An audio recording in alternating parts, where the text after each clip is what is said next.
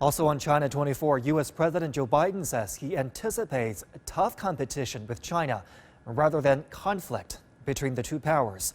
Biden has also distanced himself from former President Donald Trump's approach. CGTN's Toby Muse has the details from Washington.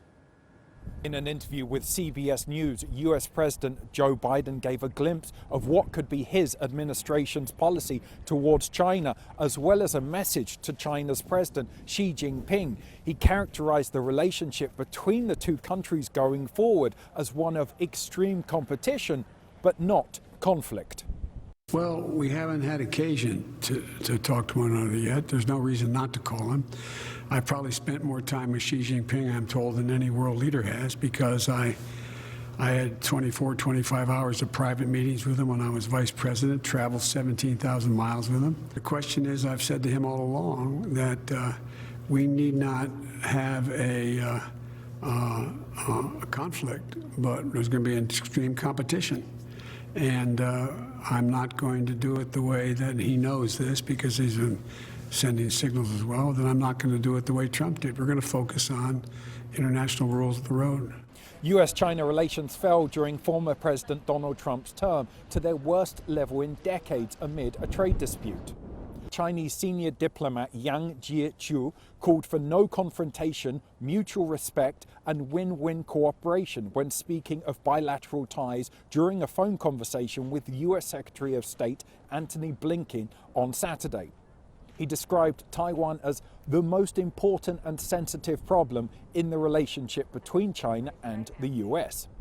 Earlier, U.S. State Department spokesman Ned Price said it stays committed to the One China policy.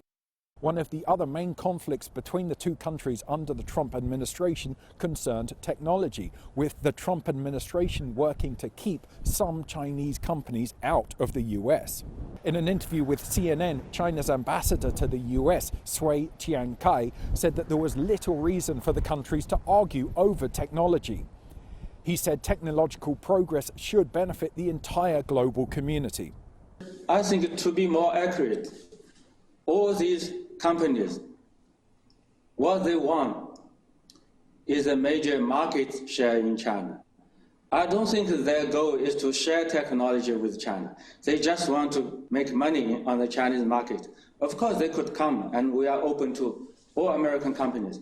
But there are existing and even mounting restrictions imposed by the United States government against all this flow of technology, free flow of technology and information. This has been the case for so many years, but especially for the last few years. I think technological progress should benefit everybody, the entire global community, and everybody in any society. But this issue has been so much politicized. This is very unfortunate. Ambassador Sui says he is confident both sides could make the right choice and put their relations back on a stable and constructive track. Toby Muse reporting for CGTN, Washington.